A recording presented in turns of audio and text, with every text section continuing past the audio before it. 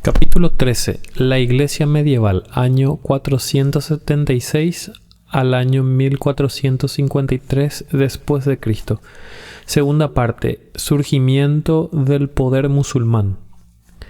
El movimiento que enseguida reclama nuestra atención es la religión y el imperio que Mahoma fundó al principio del VI siglo y que arrebató provincia tras provincia de los emperadores griegos de Constantinopla hasta su extinción final.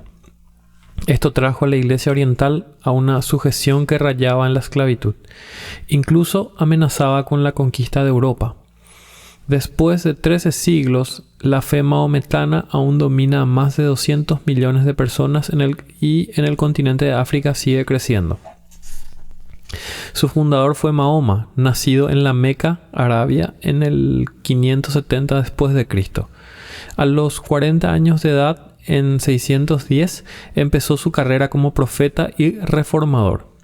Al principio ganó discípulos lentamente, pero su causa creció lo suficiente para encontrar persecución. Huyó de la Meca en el año 622 y su fuga, la Égira, proporciona la fecha por la que se rige el calendario mahometano. Tuvo éxito en poner bajo su religión y autoridad a las tribus árabes esparcidas y regresó a la Meca como conquistador. Al morir en el año 632 era el profeta y gobernante aceptado por toda Arabia. A su religión se le denomina islamismo, sumisión, esto es, obedeciendo a la voluntad de Dios. A sus seguidores se les llaman musulmanes, pues nunca usan el nombre mahometano. Los artículos de fe, como los exponen, son: hay un solo Dios, al que llaman Alá, siendo la palabra de origen común con la similar hebrea Elohim. Todos los hechos buenos o malos Dios los ha preestablecido. Por lo tanto, en cada acto se lleva a cabo la voluntad de Dios. Hay multitudes de ángeles invisibles, buenos y malos, que se relacionan constantemente con los hombres. Dios entregó su revelación en el Corán, una serie de mensajes comunicados a Mahoma por medio del ángel Gabriel, aunque no se compilaron sino hasta después de la muerte del profeta. Dios envió profetas inspirados a los hombres. De ellos los más grandes fueron Adán, Moisés, Jesús y sobre todo todos los demás, Mahoma. Los profetas bíblicos, apóstoles cristianos y santos que vivieron antes de Mahoma se reconocen y adoptan como suyos. En el más allá habrá una resurrección final, el juicio y el cielo o el infierno para cada hombre. Al principio, Mahoma dependía de las influencias morales al predicar su evangelio, pero pronto cambió sus métodos y se hizo guerrero, conduciendo a sus unidos y feroces árabes a la conquista de los incrédulos. Presentó a todo país o tribu la alternativa entre el islamismo, el tributo o la muerte para los que resistían sus armas. En poco tiempo conquistaron Palestina y Siria y los lugares santos del cristianismo cayeron bajo el poder del islamismo. Conquistaron una provincia tras otra del imperio greco-romano. Pronto todo lo que quedó fue la ciudad de Constantinopla, de modo que los países del cristianismo primitivo se convirtieron en súbditos. Donde los cristianos se sometían, su adoración se les permitía bajo algunas restricciones. Hacia el oriente, el imperio de los califás se extendió más allá de Persia hasta la India. Su capital estaba en Bagdad, en las márgenes del Tigris. Hacia el occidente, sus conquistas incluían Egipto, todo el norte de África y la mayor parte de España. Casi todo este vasto imperio se conquistó durante los 100 años después de la muerte de Mahoma. Sin embargo, en Europa occidental, Carlos Martel contuvo su progreso al sur de Francia. Este unió a las tribus discordantes bajo la dirección de los francos y obtuvo una victoria decisiva en Tours en el año 732 después de Cristo. A no haber sido por la batalla de Tours, es probable que toda Europa se hubiera convertido en un continente mahometano y la media luna hubiera ocupado el lugar de la cruz. He aquí una pregunta interesante. ¿Por qué triunfaron la religión y las armas mahometanas sobre el mundo oriental? Daremos algunas de las causas. Los creyentes primitivos en Mahoma eran los fieros guerreros árabes, jamás conquistados por ningún enemigo extranjero y que seguían a su profeta con una sincera e intensa fe que todo lo conquistaba. Creían ejercer la voluntad de Dios y que su destino era triunfar. Todo aquel que caía en la batalla con los incrédulos estaba destinado a entrar de inmediato a un cielo o deleite sensual. Contrario a este espíritu invencible, viril y conquistador, estaba la naturaleza sumisa y débil de los griegos asiáticos. Desde siglos remotos, estas tierras se sometieron mansamente a los conquistadores. Su gente perdió el vigor, preferían rendirse que tomar la espada y pagar tributo en lugar de defender su libertad. Gran parte de la población del imperio griego eran monjes y eclesiásticos listos para orar, pero no para pelear. El islamismo fue muy superior al paganismo, al cual desplazó en Arabia y en tierras al este de esa península. Además, debe admitirse que era más fuerte que el tipo de cristianismo que encontró y venció. Desde mucho antes, la Iglesia oriental, no así la occidental, había cesado en sus esfuerzos misioneros, había perdido su energía y se inclinaba a la especulación en vez de al esfuerzo moral o espiritual.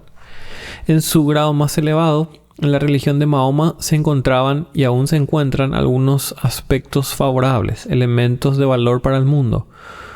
Uno era su sencillez de doctrina.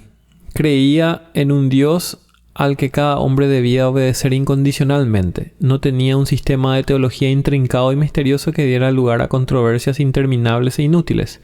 No hacía falta erudición para entender los artículos de la fe mahometana. Otros rasgos del islamismo era su oposición a la adoración de las imágenes.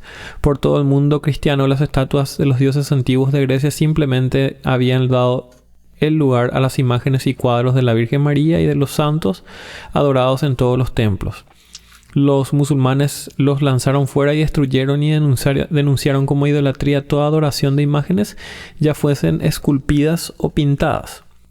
Los mahometanos también rechazaban la mediación sacerdotal y de los santos.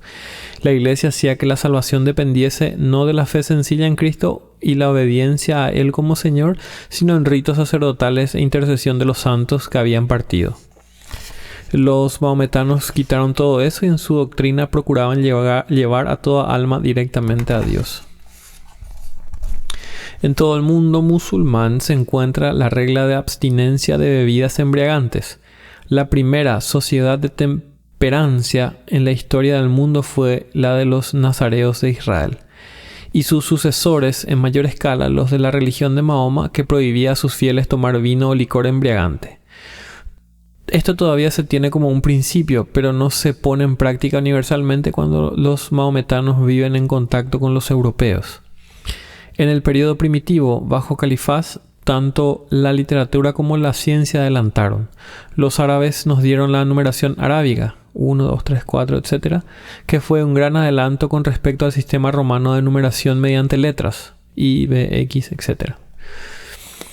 En el campo de la astronomía, dieron a conocer una de las primeras clasificaciones de las estrellas. Los cortes de los califás de Bagdad eran un centro literario. La España mahometana estaba más adelantada en cultura y civilización que los reinos cristianos de ese periodo en la península. Pero todo el progreso intelectual cesó cuando los turcos bárbaros sucedieron a los ilustres sarracenos como jefes en el movimiento islámico. Para no hacer nuestro cuadro del islamismo más favorable de lo que la verdad puede apoyar, debemos fijarnos por otra parte en aquello en que el islamismo ha fallado, sus errores y sus males. Su primer mal a la humanidad, su método de esfuerzo misionero mediante la espada, promoviendo entre los hombres el odio en lugar del amor. Donde quiera que una ciudad resistía su conquista, morían sus hombres, llevaban las mujeres a los harenes de los victoriosos y educaban a los niños en la fe islámica. Durante muchos siglos los turcos tuvieron la costumbre de tomar miles de niños cristianos, arrebatarlos de sus padres y criarlos en provincias distantes como musulmanes fanáticos. En el antiguo concepto islámico, el Estado y la Iglesia eran absolutamente uno. Se esperaba que el gobierno emplease su poder hasta donde fuera posible para el adelanto de la verdadera religión y supresión de la falsa. Antes de la Primera Guerra Mundial, en 1914-1918, el sultán de Turquía era también el califa, sucesor de Mahoma. Cuando Turquía se convirtió en república, destronaron al sultán y abolieron el califato. Con la modernización de Turquía se efectuaron otros cambios. Un hecho significativo fue la traducción del Corán al idioma vernáculo. En Estambul, en 1932, el Corán se leyó en la mezquita de Santa Sofía por primera vez en el idioma turco. El concepto maometano de Dios se basa más bien en el Antiguo Testamento que en el Nuevo Testamento. Para la mentalidad árabe, Dios es un déspota oriental, implacable y terrible, sin amor para la humanidad fuera de los seguidores del profeta. El islamismo prácticamente deja a Cristo fuera de su sistema. En el concepto maometano, no es el Señor del reino celestial ni el Hijo de Dios, el Salvador del mundo. Lo reducen al rango de un profeta judío inferior en todo respecto a Mahoma. Su concepto del cielo, la morada de los bienaventurados en la vida venidera, está falto por completo de espiritualidad y es del todo sensual. Una de las características más indignas de la religión maometana era la degradación de la mujer. Las mujeres se consideraban como simples esclavas o juguetes del hombre. La Turquía moderna ha remediado esta condición y en 1930 se les dio el derecho al voto y a nominarse en las elecciones municipales. Pero fuera de Turquía, el mundo maometano tiene a la mujer en poca estima. En el terreno de la historia y la política, quizá el más marcado fracaso del Estado maometano ha sido en el aspecto de la administración nacional. En sus conquistas, los maometanos eran maravillosos, casi milagrosos. Barrían en irresistible torrente a través de continentes, desde China hasta España. Sin embargo, no demostraron fuerza para establecer un gobierno sabio y justo en los imperios que fundaban. Los países islámicos eran los que peor se gobernaban en el mundo. Pongamos en contraste la historia de los turcos en este sentido con la de los antiguos romanos, que demostraron que no solo podían conquistar un gran imperio, sino también gobernarlo con sabiduría, trayendo prosperidad a cada país que conquistaban.